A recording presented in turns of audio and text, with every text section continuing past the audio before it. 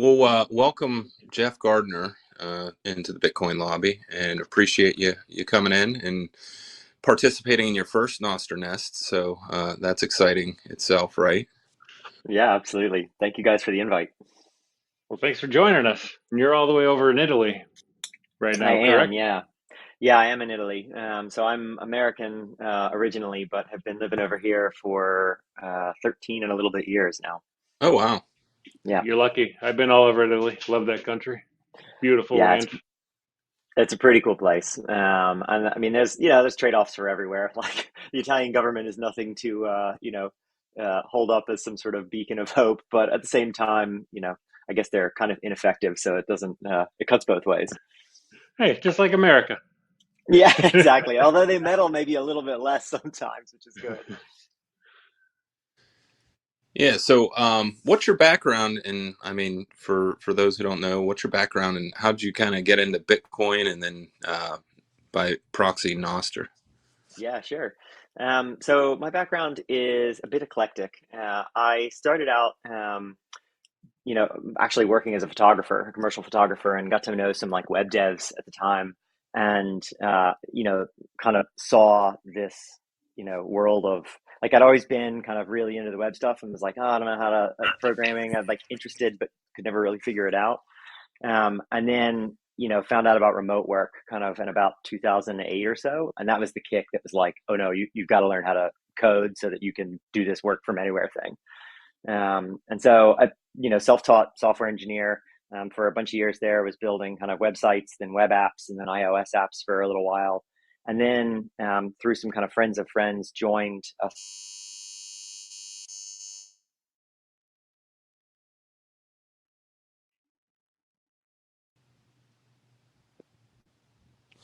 Do we have an audio issue?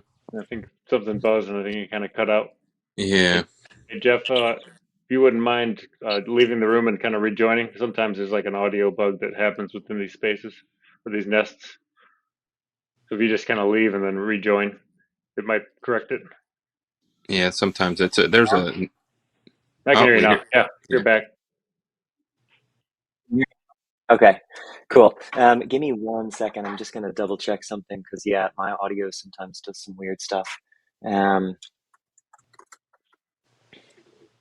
Yeah, that's the what we put at the top of our page here. We're so early because every conversation we have it. yeah, Go back to referencing. It's like there's some things that are still a little clunky, and everyone's kind of donating their time to do this. So yeah, totally. I mean, it's all beta software, so it's great. yeah, 100%. Um, so, anyways, I think in the middle, probably where I got cut off there was basically I ended up joining a kind of classic Silicon Valley startup. I was the fourth employee. The company did fairly well, and it was kind of the first taste of that like real startup world that I'd gotten, and I've been hooked ever since, basically.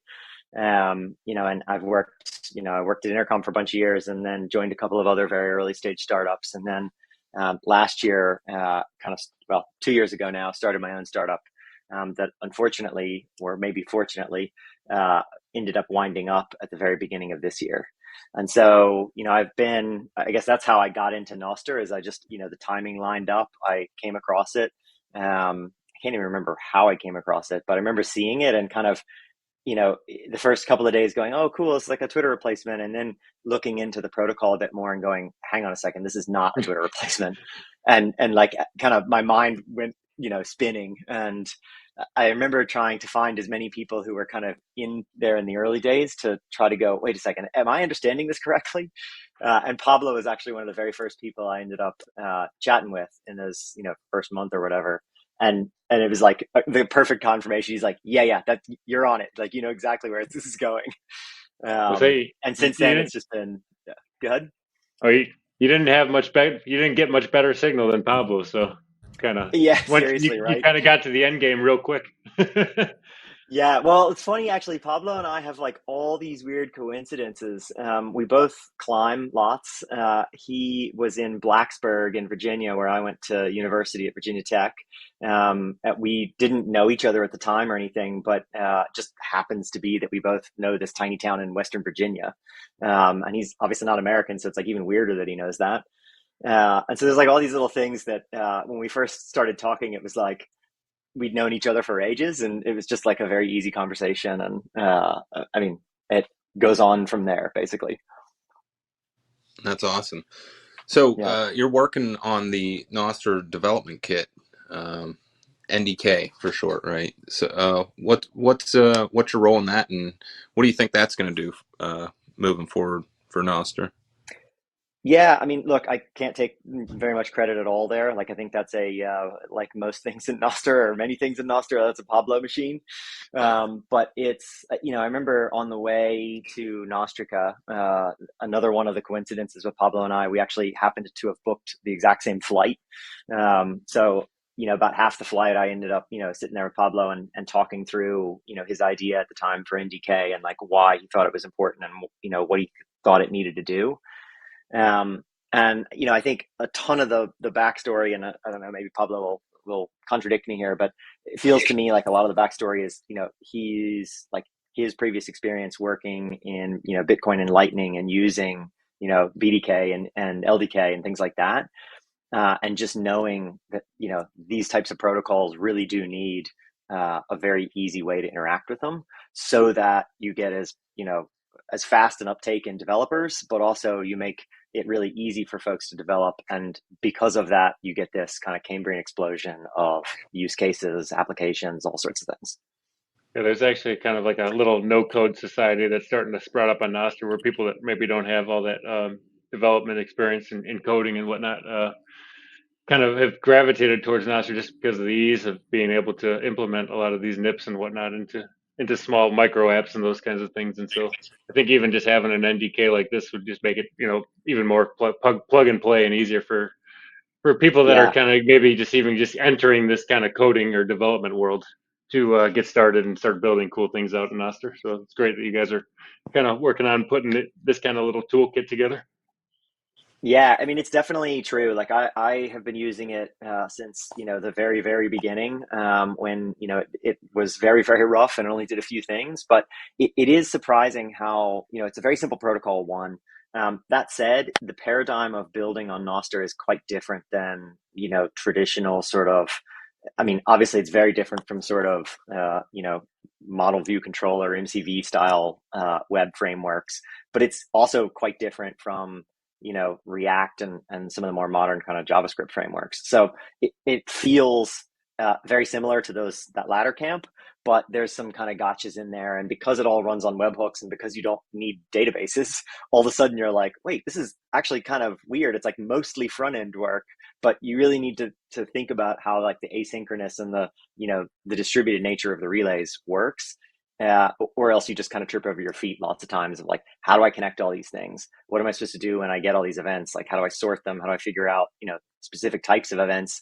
Which one is the most recent? And like, how do I use that? And caching is something that pretty much every app very quickly gets into, just because of that kind of real-time nature of things. As you said, you went to Nostrica. Did you take part in the hackathon that went on before then, or what? If No, not, so I wish I could have stayed a little longer, but like it was a very last minute thing that I kind of found a ticket and was able to go. And so getting a week away from the family at the very last minute, I think in the end it was closer to like 9 or 10 days that I was gone. So I couldn't really stretch that and stay on for the hackathon. But yeah, I mean, I suppose like the hackathon was going in some sense in my mind, and like I was leaving Nostrica with a couple of different projects that I'd started working on and things.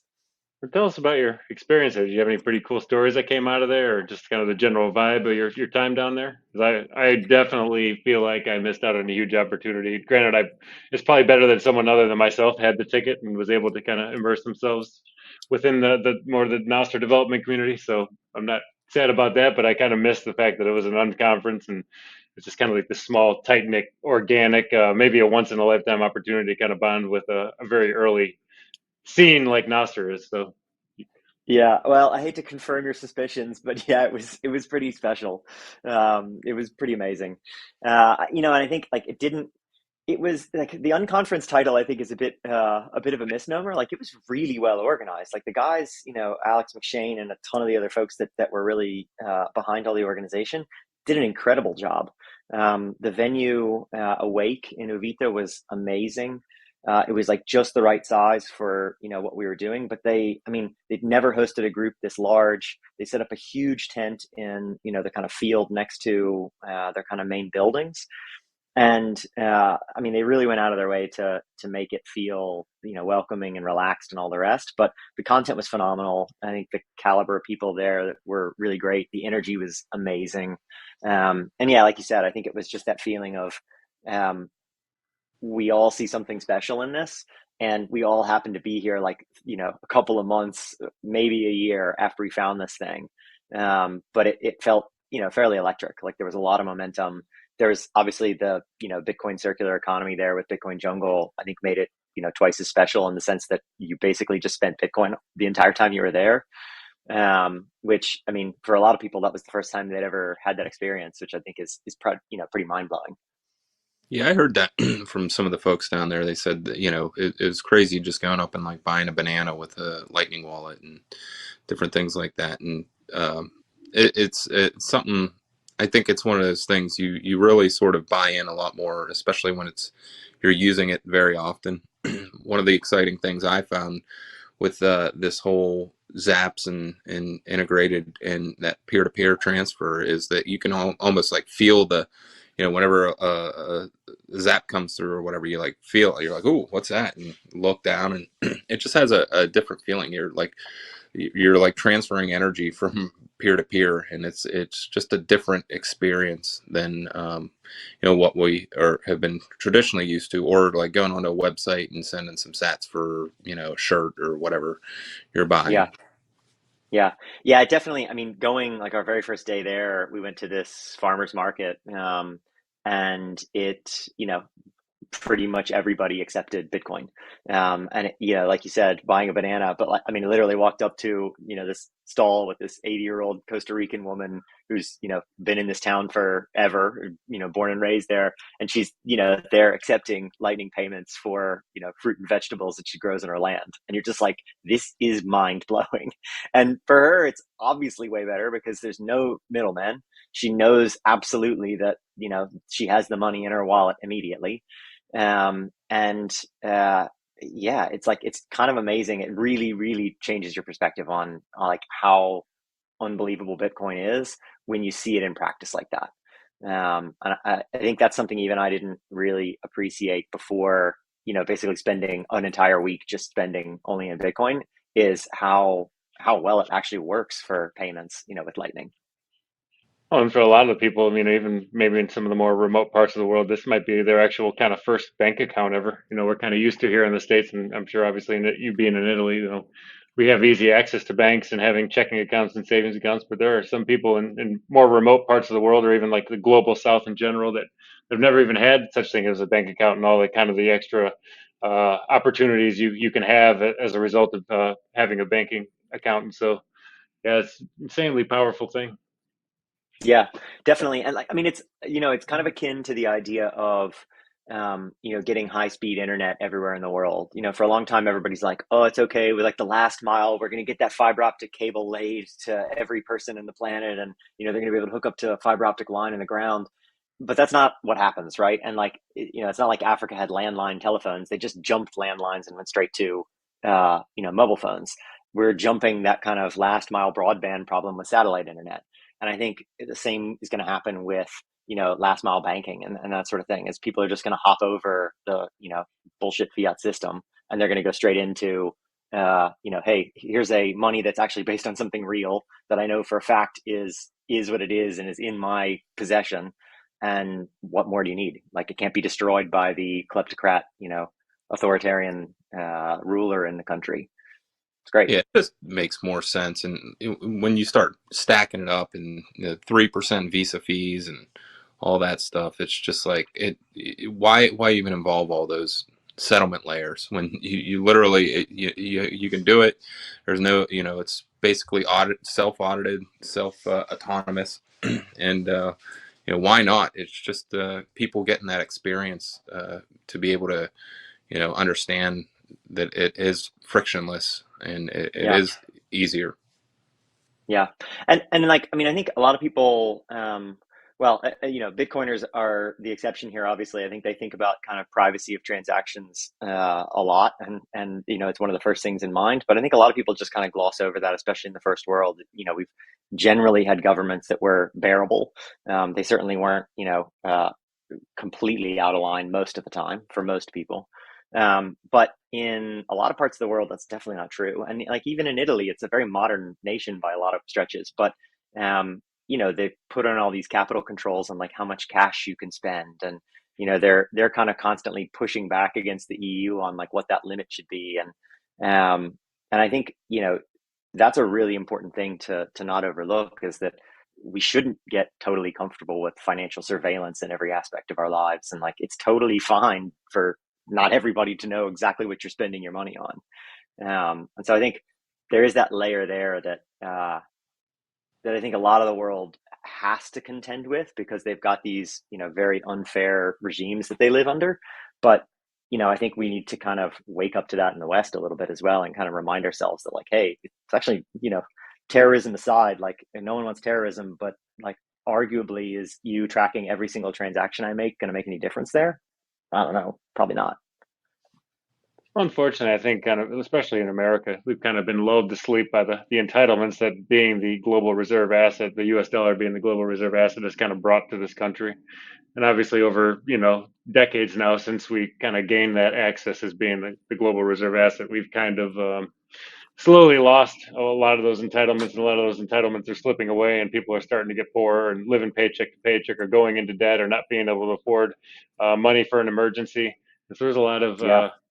there's a lot of signs that the system's cracking, even for even the people who are quote unquote living maybe the most entitled nation in the world. And so I can only imagine, when you start to extrapolate that out to some of the secondary countries that rely on the US dollar as like a secondary currency to their own failing currency, just how dire and desperate maybe some of their situations are, and how focused they should be on trying to find an alternative like Bitcoin to supplant like their melting away currency due to inflation. Yeah. So Yeah, yeah. I mean, here's a like a weird one that a lot of Americans that have never lived abroad don't realize, is that when you are an American and you leave the country and live somewhere else, you all of a sudden get a much more interesting flavor of what it's like to deal with America as an outsider.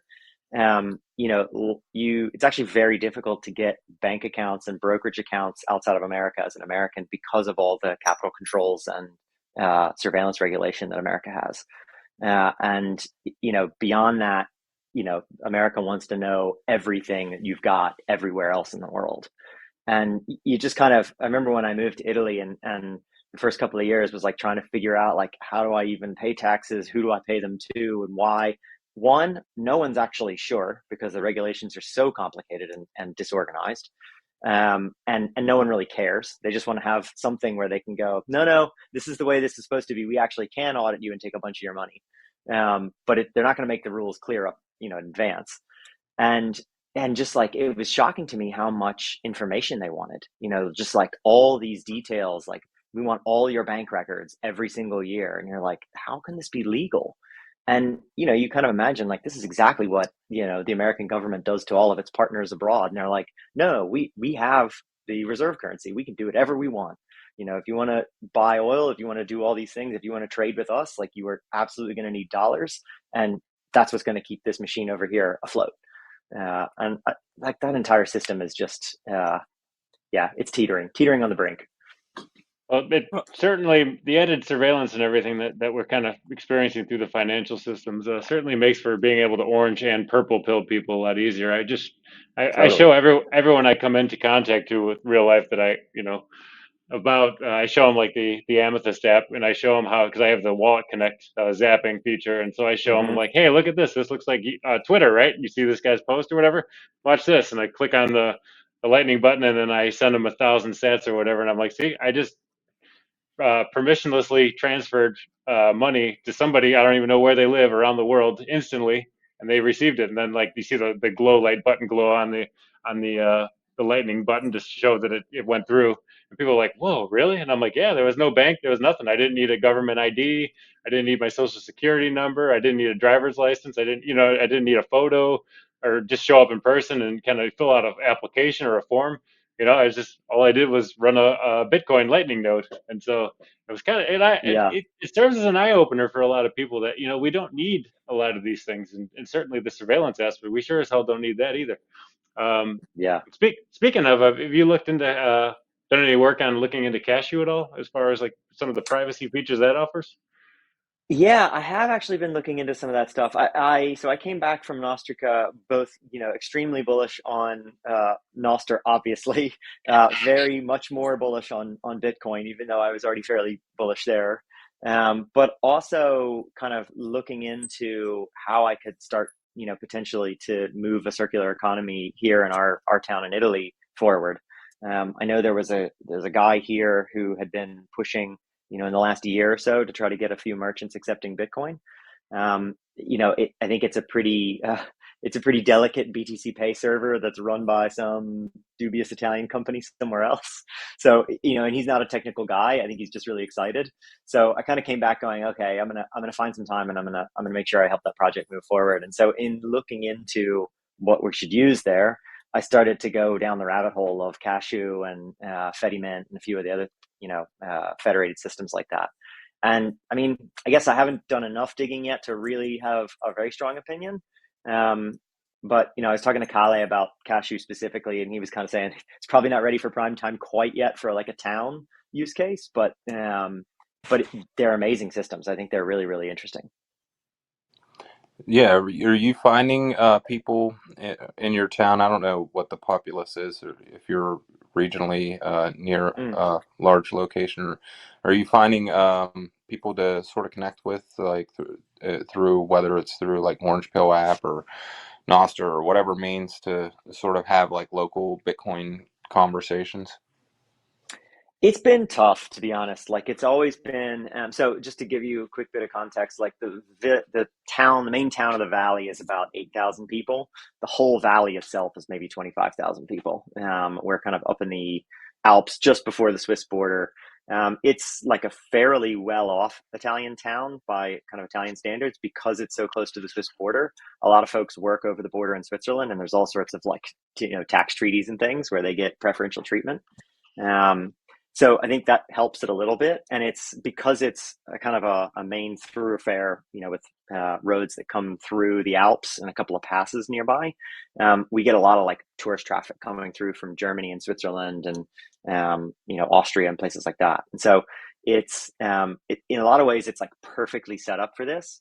And there has been a little bit of traction already in terms of people are curious enough. Some of the merchants are curious enough to be like, yeah, okay, I'll like put this app on my phone, and like if anybody shows up, yeah, sure, I'll accept the payment.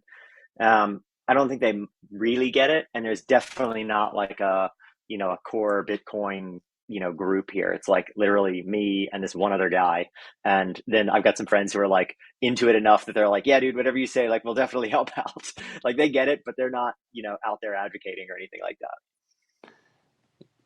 Yeah, they're on Team Orange Pill, but they're not on the front lines leading the charge quite yet. But Yeah, yeah, I mean, honestly, I think like the big hurdle in a lot of places like this and with a lot of people in general, and this goes for orange pilling, purple pilling, like all the rest, is like people just have busy lives. Like they only have a very limited amount of time that they can spend on anything. And so it's it's rare to find people that get really, really passionate about, one subject or, two subjects. I think most people, I don't know if this is a feature or a bug, just in general with humans, but like most people are kind of just content to be like, all right, I got my shit more or less organized. I got pretty decent. I got my, weeks of holidays. I'm making enough to survive.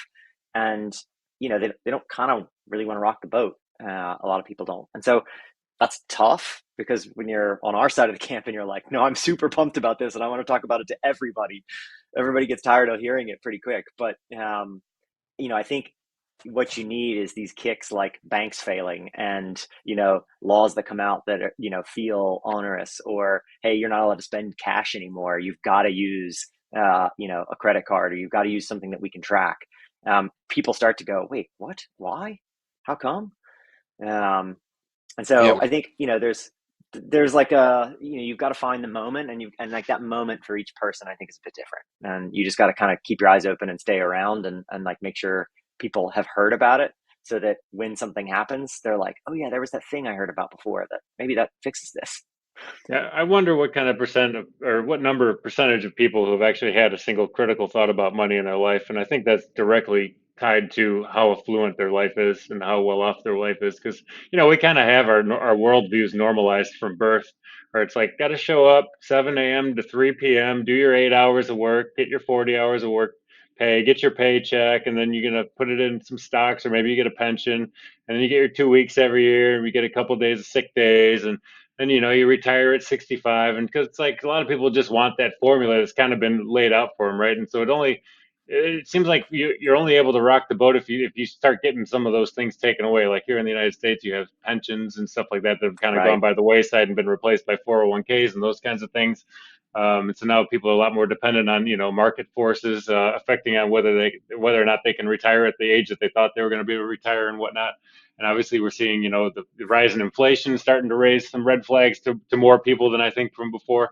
And so it's one of those things I think maybe kind of like Bitcoin will kind of serve as maybe like a great wealth redistribution event of the world, because the people who need it the most, who are in the most dire situations that need to start actually thinking about the lie that is the fiat standard, like that we're all living under, and bad weak money.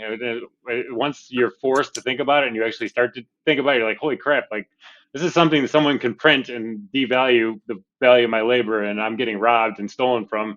Maybe we should go to something that we should all go on to something that can't be stolen from us or can't be inflated away. And so, yeah, it's tougher, especially if you're living in a more affluent area, or even in the United States, to kind of get some of these parallel circular economies and Bitcoin meetups type things going. But it's just kind of how it's going to have to start. It's just going to be organic from the ground up, because I think sure as hell not going to be marketed or promoted by like the Jamie Dimons of the world, right? They're going to try to continue to Yeah, fight it and use the media in their back pocket to spread FUD and misinformation about it. And so it's just going to have to be totally. how it is. We just have to be resilient and take a low time preference and just be patient and just kind of keep building tools out like Nostr, which is like to me the ultimate Trojan horse to Bitcoin adoption for me. And that's why I'm so on board Yeah. with Nostr. And in transition to that, you wrote one hell of a website to introduce new people into Nostr. So I was reading about that earlier Yeah. today, and I really love this website. I think, I know a lot of this stuff because I've been pretty heavily involved in Nostr since December. But if you were to purple pill a new person, I believe this would be the website I would send everybody to, because it's pretty well detailed. It's got some basic, easy to read information, and I think it's just something that you can share with people so they can kind of understand how this protocol works. So, is there something you like to share about your work on that site, or anything you? Yeah, sure. So yeah, Nostr.how, I mean, basically came from my own experiences of trying to set up my first profile and get my, first in pub and everything like that. The way I kind of approached it was kind of, I started looking into it, I started playing around. I think there was a couple of like kind of GitHub README pages that people had set up, but there was no sites at the time, in kind of mid-January or so. And the experience was basically like, holy crap, like I know how technology works. I know how to build software. And this was also not obvious. Like this took a couple of steps. I had to like kind of think about things at a few different, points. I had to, wonder about how stuff was going to function. Like no normal person's going to, have any success with this at all. Like this is pretty hard. And so I think it's kind of a common thing across everything I've done over the last 15 years is like I've always really enjoyed explaining technology to other people and like trying to make it approachable and straightforward, and and I think in kind of those terms. And so to me it was like, oh, this is like an obvious thing I can do really quickly to try and help other people do this a little a bit easier. So let me write up like, I think it started with like a single guide. I think Astral was the only client that was really around at the time. Damus hadn't yet come out, out of total, test flight. Um, and so, just very quickly wrote up a page, tried to get it up there. Ended up, I actually, the domain is not mine. It's another, guy on Nostr who's, he was like, oh, I've got this domain. Like, just tell me the CNAME you want me to point the DNS record to, and I'll do it. So it's sort of a collaboration in that sense. But yeah, it's been really fun, and I've just been trying to kind of add to it as I go. I think the main push in the last little while, I met a lot of people at Nostrica who were like, "Oh, I'd love to help you translate the site into Spanish or French or whatever it is." So I kind of did a ground up rebuild just coming back from Nostrica a couple of weeks ago, just to kind of get the site into a place where it's like, okay, I've got a system where now we can translate the entire site, and we can build this out in a bunch of different languages. So as far as I know, there's a bunch of contributors that are currently working on translating pages. And yeah, I'm looking forward to seeing a lot more languages pop up. Yeah, I think education is such an important aspect of onboarding and purple pilling, orange pilling, and all those things. And Noster's a new language, and to learn a new language, one, it's good to be immersed in the culture. So being part of Nostr and participating in the social side of things, and these type of things like these Nostr Nests, and that's the one thing we're trying to do is like put content together and get showcase developers and people that are working on the project to talk about these things so that we can communicate these ideas more effectively and easier, because it is I think it's important to take complexity and simplify it for people to understand it. Yeah, for sure. And again, like, I mean, the goal there really is like any way that I can be helpful in trying to organize the site and keep the site running and doing the kind of basic dev work. I'm extremely happy to do. When I have time, I try to think of like, oh, what's another guide that might be useful here? I'll write something up. I would love that to be more of a community project with a ton of different contributors kind of adding content to it constantly. I think, like, I was talking to somebody there recently, and I, got pointed to 3 or 4 different, long form articles on Obla that were about topics that definitely should be in Nostr.how. And it made me kind of go, oh no, should I rewrite the site again so that it uses the long form Nostr content as the pages? And then I was like, no, I'm not going to do that right now. Like, good enough is good enough for now. But definitely, like, it would be great to get a lot of that content into the site so that people could find it and like keep it a little bit more organized and that sort of thing. Yeah, and as things continue to expand and clients pop up and evolve, and it's going to be one of those things that's just, especially now, everything's moving so fast. And of course, it's good. We're having those good conversations now about the important things and how this is all going to get built out. So it's fun, and I think there is an advantage of having kind of a small community here right now, because we're the people that are here are coming back every day, participating in the network and kind of the user experience, and really having those conversations. It really is like a lot like early Bitcoin, kind of like trying to define what this thing is wants to be when it grows up. Yeah, I absolutely agree. This is definitely a feature, not a bug. I think if we had kept growing at the rate that we were growing right after Damus, came out and we got all that traction from Snowden and a few other places, like, it would have been terrible. Everything would have broken completely. And I think so many things just wouldn't have gotten built because everybody would have just been trying to put fires out the whole time. I think one really hard thing and something I really racked my brain about for the first month after finding out about Nostr is just like where are the incentives, the economic incentives, and like what do those incentives drive? I think obviously with something like Bitcoin, you've got the sort of built-in financial incentives that you've got the different actors, and each of them have their own incentive that powers the network basically. With Nostr, it's definitely not as clear that those incentives are baked in properly, nor maybe should they be. But like that leaves open, a path towards centralization, because like things want to centralize over time. The classic VC trope is that like you're either bundling or you're unbundling, and all it is the swing of a pendulum. Goes in one direction and then goes the other direction. One direction goes the other direction. And I think we've just crested peak centralization, and with all the backlash against the major tech platforms and things like that, we're on the way towards much more decentralization, but we need to know that that's going to swing back the other direction. And so like, how do we get Nostr to a place where it's sufficiently decentralized and sufficiently strong being decentralized, and that the tools that exist are kind of pushing in that direction gently but constantly?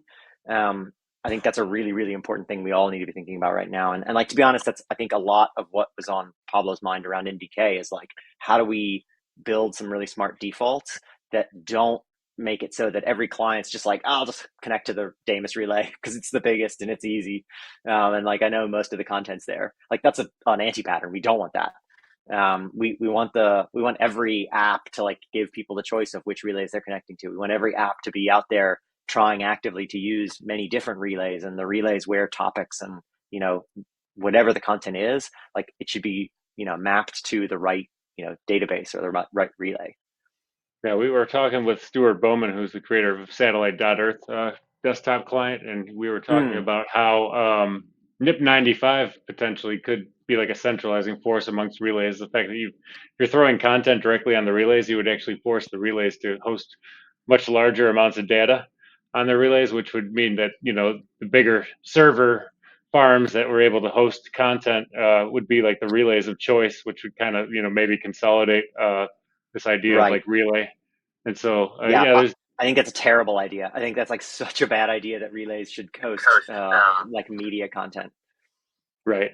And so, yeah, we were kind of in agreement that NIP94 good, NIP95 not so good. Um, and then, you know, I was listening to like Fiat Jopp and that whole, I don't know if you listened to that Bitcoin review with NDK and Odell and Yeah, Fiat yeah, Jopp and Will. And Fiat Job was kind of like annoyed with just all the NIP development, like stop creating new NIPs. Let's focus on yeah. utilizing the NIPs. And so, yeah, it's just, you know, it's over time, you know, we're going to get, you know, hundreds and hundreds and hundreds of NIPs, but at some point, you know, we kind of got to utilize some of these tools to build out alternatives to Reddit, alternatives to Facebook, alternatives to Instagram. Obviously, we've got the Twitter clones and, you know, all the other stuff that we're excited. The beginning of this podcast, you said you were really excited about much more than just the Twitter replacement aspect of Nostr. Yeah, oh, like the Twitter replacement is barely the tiniest tip of the iceberg, and I think it's probably one of the more boring use cases, right? But I mean, I agree with Fiat Jaff's like point there, which is um, you can actually do a surprising amount with what's already there, and I think a lot of people don't take the time to really think through how to be flexible with the system that there's that, you know, with the NIPs and the event types and the kinds and things that we've got already. There's a really surprising amount of flexibility there that I kind of, you don't want more NIPs because that's just sort of boxing things in. Um, you know, you just need to look at it and go, okay, like, how do I not totally clobber something else that exists already? But, you know, like between lists and, you know, the basic kind zeros and the long form kinds and things like that, you can get a lot done. And because everything is interoperable, you end up with this system of like, everything's got a unique ID, everything can be zapped, and there's slightly different flavors of the main kind of primitives of the internet, right? Like super short content, but it's all text, or long content, or, you know, places to go find media when you need to. But yeah, I just think like the idea that, you know, we need to refine and have a NIP for every single possible use case is probably the wrong way forward. We probably need to keep as few NIPs as possible and go, look, it's supposed to be a little bit loose. That's kind of a feature, not a bug. And I think you just transitioned yourself to our next talking point, which is your other website, Listr.lol. Would you like Yes. to go elaborate Yeah, on this sure. site? Yeah. Sure. So this one's been, I mean, to be honest, like, I guess the way I'm kind of thinking about things at the moment is, you know, like I was saying at the beginning, you know, my last startup kind of wrapped up at the beginning of the year. I, you know, I wanted to leave a bit of time here, like, as I got really excited about Nostr. You know, there's nothing at the moment. I think, you know, taking VC funding for an idea is like, your VC better be, you know, in the know that this is like a very long-term kind of play. Because I don't think anything's like well baked at this point, and I don't think anybody really knows how they're going to make VC style returns on anything at this point. Um, and so to me, I was like, well, I can definitely, you know, experiment for a few months before I have to make a decision on any of these things. And so I wanted to try and build a bunch of different things, and, you know, building, you know, doc sites and Nostr.how and the Nostr Dev Kit doc site that I'm working on now. I think that kind of feels more like trying to help the community grow and be strong. And then there's like other things like Listr, which is like, let me just poke around and let me better understand the protocol itself, and you know, just learn the ins and outs of developing with NDK and doing some of that stuff. And so, yeah, I think lists are fun. I think lists could be a really great way that we get a lot of curators. because this is a wild world of content that's everywhere. And again, because everything's got a unique ID, you can always point to something somewhere and easily find it. And so I think having, like sort of a, bookmark lister type app like Delicious from back in the day, or, things like that is going to be a really important way for people to just discover content, discover people, figure out who the people that are really good at curating are, and hopefully like, give those people some value. So right now, Lister is like extremely basic. You just create lists. You can look at people's lists. You can, add items to your lists. I think the next thing I'm going to work on is probably adding in all the social features on top of that. So zapping, replying, like having a threaded conversation about a list. I think is going to be a really fun thing to see. And I think, again, the idea there is like, let's just see what people do with it. I don't think like there's no mad rush on my side of like trying to, get everything done in a week or something. But I want to just keep ticking away at this and a bunch of other little projects that I got going that, and just, again, see what happens, see how the business model sort of develops in terms of like, is there a way that Nostr apps start to coalesce around this is how we actually charge money, and how we make this sustainable? To me, like that's as much fun, like figuring out the business aspects and the business angles is as much fun as the technical aspects of like how stuff works. Yeah, I think it's one of those. We got to rethink the models and how everything kind of works. The incentive structures. We have this new blank slate of sorts to kind of play with, and I think everyone here is kind of long term, and I think everyone here is kind of also kind of drawn in by the Nostr magnet that's pulling them in, and it's just fun to just kind of explore. And that's what we started here with this, and we call it open source nesting, where we're just sort of batting these ideas around and trying to build off of one another and see what works. And nobody sort of has a master plan. It's just figuring it out as we go and learning what's going to succeed, what's going to fail. And so spot on with Lister. I think you're try not to go too fast. I always say move slow and make things more resilient. Well, hopefully that'll be the case. I mean, I wish I could code as fast as Pablo does, but I've seen Pablo's code as well, so I know that it can be rickety at times until he settles on what he actually wants to build, and then it's really good. But yeah, tons of his projects, I'm like, whoa, dude, what is going on here? Well, now apparently starting this weekend, he's full time, so even more luck Yeah. to you to try to keep up with him. Oh, I know, it's Yeah, crazy. yeah. One of the potentials, one of the things I like about Lister is that you can kind of help start building out like sub communities within Nostr too. And so a lot of people kind of want to be drawn into like maybe even smaller pocket communities where they can kind of like coalesce and communicate with each other more directly. And so I think Yeah, yeah. being able to build out lists under specific different types of topics is definitely going to help draw people kind of together in ways that are maybe less general and more specific. Yeah, hopefully so. I mean, I think like Pablo and I talked a lot about while we were at Nostrica about like, relays and like how we thought they'll play out over time. And I think there is again, huge centralizing kind of natural tendencies there. But thinking about it in terms of like topic-based relays or geographic-based relays, I think is a really interesting way to think about it. And I think some of the clients, as they start to get more sophisticated, like you can imagine going on holiday somewhere, like showing up in Italy or whatever, and Damus recognizes where your location is because you've told it it's fine, and it is like, oh, I'm just going to connect to the local Nostr relay, and like all of a sudden you start seeing all the content from the locals, and you're like, oh, cool, like I can see what's going on in this in this town. I can connect with local people that are into stuff. I think those sorts of things will be really, really cool. But yeah, I think, again, Lister, hopefully the kind of social layer on top of lists themselves will kind of open up a really interesting dimension. And I'm just interested to see what people do with it. Yeah, you create the systems. I've always heard this frame from, I think it's Scott Adams. He talks about systems versus goals. If you try to create a goal of, creating this site, and then you're sort of trying to create the end result first, and then to whatever you define it as. But if you're trying to create the system that the people are going to use, you're just really putting up the infrastructure of what they can do with it, and then let the human creativity kind of plug in and see how it starts to flow out. Yeah, yeah, totally. And for I think probably for at least the rest of this year, that's probably the mode of Nostr, right? Like everybody's just building, whether it's Will on Damus, who's obviously very focused on a single project, but I still think they're very much experimenting and testing the waters and like moving quickly, but at the same time, being thoughtful about like what pieces are they going to go with, what pieces are they going to kind of leave behind for now, so that we start to figure out what the shape of this thing is. Now, before we move into, I know you're working on OpVault as well. That's BIP-345, I believe. Yeah. Is there anything else Nostr related that you're working on, or you're interested in, or you want to get involved with? Oh, I'm so interested in so many things. I'm like literally interested in all the things, and that's a problem because I'm like, I'm just trying to keep up with everything is impossible, right? Yeah. So, like half the time, I'm like, no, just stop looking and just focus on working on the things you're already working on.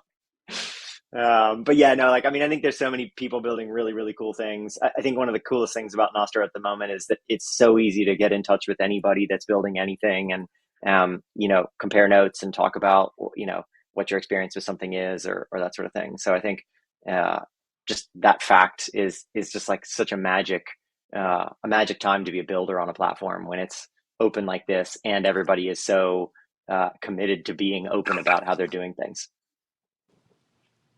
Yeah, it goes along with the theme of open source everything, right? So, it's everything's leading with transparency and humility, and people are just engaging, and the culture is a big part of it. Whereas the Hmm. culture over here is a lot different than every other place, where people are genuinely trying to help each other. There's almost like a competition to help each other, so Yeah. that makes it more fun, and people, commit a lot easier with that sort of setup. Yep. Yep. Absolutely.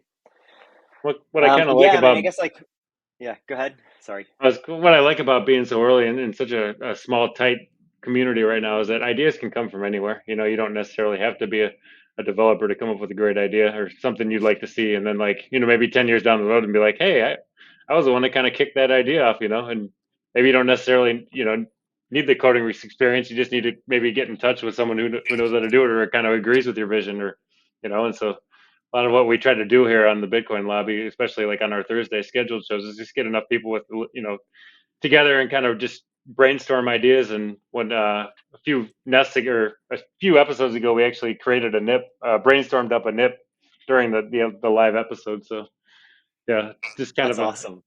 yeah. So all right, moving Very on to, I cool. know you're doing op vaults with James O'Byrne. Do you want to Well, kind I of wouldn't give? say I'm doing anything related to it other than, similar to Nostr.how or the Nostr Dev Kit site. I listened to the Bitcoin review. I heard about, Opvault. I, read through some of the stuff and was, pretty quickly convinced that it's definitely one of those BIPs that needs to be merged and, has a ton of benefits. And so I just reached out to James and said, look, I'd love to like help you build momentum here in, give like, let's get a site together that helps explain it in ways that people can understand, that addresses some of the top kind of pushback that he hears from folks on it. And so that's like literally just started. But yeah, like certainly couldn't take any credit at all for anything that's happened on Opvault other than that. Could you explain maybe in a way people can understand what exactly an op vault is? Sure. So, and again, I'm like still going through the weeds of this, but the basic gist behind Opvault is that it uses, well, a really simple way to describe this is it's a vault for Bitcoin. It's an address that you can send Bitcoin to that is has some like specific rules on it. And there are other ways that you can do this that people have kind of proved how it works in the past that are all pretty complicated, pretty hard. They've got things like you can only send money into them once and then you can't add any more to it, or you've got to continually rotate the keys and the addresses on a regular basis. And so it's like, there's always that balance with, your security on Bitcoin of like, if, the most secure setup is one that like you probably can't remember yourself, and you certainly couldn't hand it down to anybody else in your family if something happened to you. Obviously, a much less secure version is less secure, but it has the benefit of actually being usable.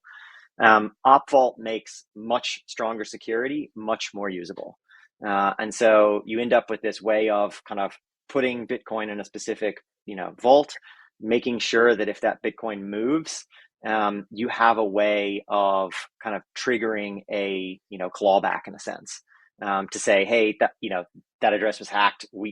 That wasn't me.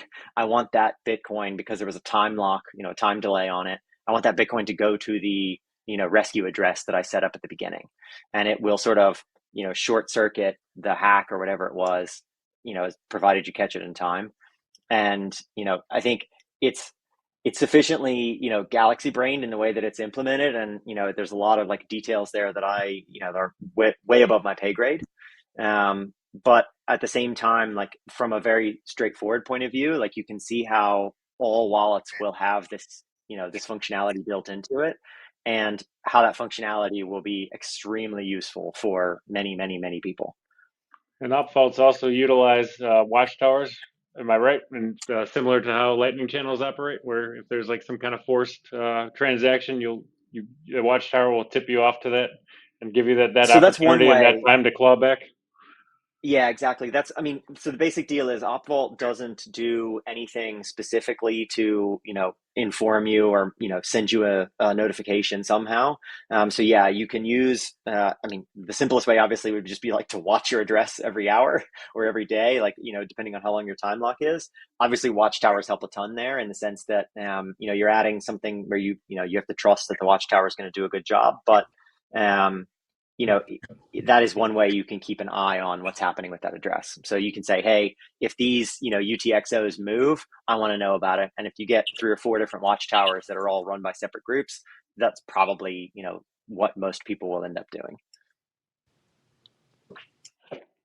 Interesting. And I think there was an argument about this a few months ago about how potentially exchanges could use these op vaults to maybe claw back your funds and kind of use it as like a CBDC type programmability, to where if they don't like where you moved your money to, that they could claw it back from you, even after Yeah, you took it off their exchange. my understanding is that that's pretty overblown in terms of something that people would actually be able to do. Like if you think about it, an exchange, they already have your funds. Like they can do whatever they want with your funds. Like when you have your Bitcoin on an exchange, like you don't really have control of anything. And so I think that's one kind of a moot argument. I guess like there is there's certainly a lot of complexity to it, and I think that you know, one, I probably shouldn't be trying to answer this question, but two, I think it is from what I can tell, having read a bunch of things, this is not a system where other people can claw back your things for you. It's like, hey, this is a setup. It's Bitcoin script. It's like fairly straightforward in that respect. It's allowing you to put Bitcoin into an address and do it repeatedly. It's allowing you to have some sort of mechanism that is an escape hatch if something bad happens, and that escape hatch can be designed in whatever way you want. And so I would expect that this is not something that exchanges would use. I think this will be built into wallet software, and I think the other people that are going to really benefit from this is institutional custodians. So that's how exchanges will use this, is like, hey, we've got this really, really important wallet here. We want to make sure that we're doing everything possible to make sure that we don't get hacked. In addition to our main wallet being multi-sig or whatever, we can also have OpVault set up on a big chunk of it.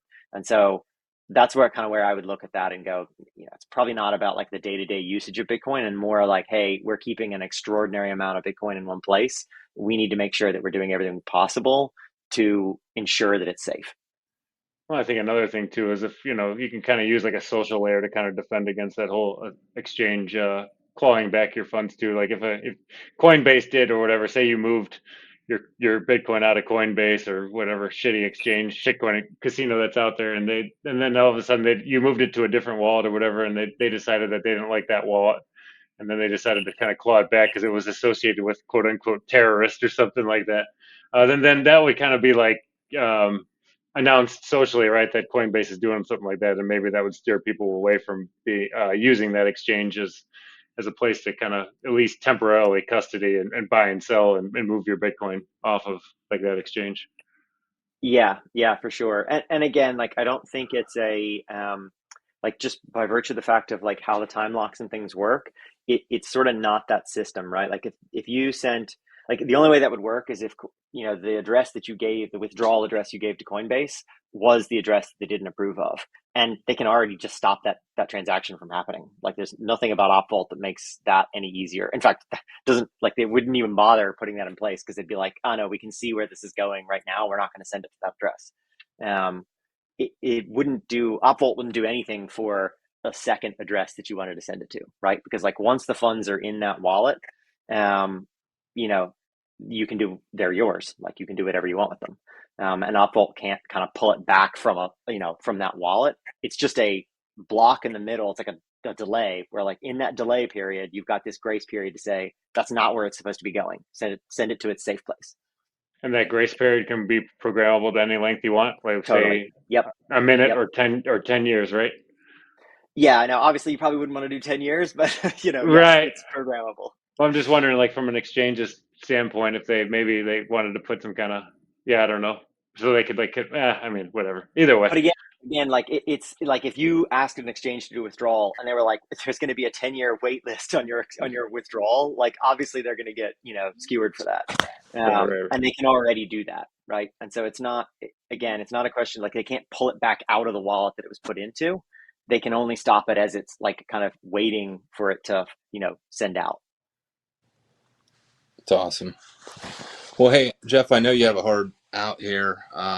And I think, with your background, working with startups and all the stuff you've worked in VC world and, your work as a dev and doing what you do, I think it's awesome, place for you right now and helping grow out Nostr and contribute to it. I like to view it as like a talent stack. The different things you've done in the past can kind of help build on to the future. And it's awesome, man. And appreciate your time here today and talking with us here in the Bitcoin lobby. Yeah, I appreciate the invite again, and it's been great fun. So more than happy to come back anytime. I appreciate it, Jeff. And so you can find Jeff at Jeff G on Nostr. He's also got Nostr.how website and Listr, Listr.lol. So if you want to visit his website to learn a little bit more about Nostr or Listr. Freudian Well, there's slip. a new domain to get, Loster. Yeah. All right, Jeff. Well, I All appreciate right. great content. I hope to talk to you soon. So thanks a lot, man. All right. Cheers, Thanks, guys. Jeff. Take All care. right. All right. Take care. Bye bye.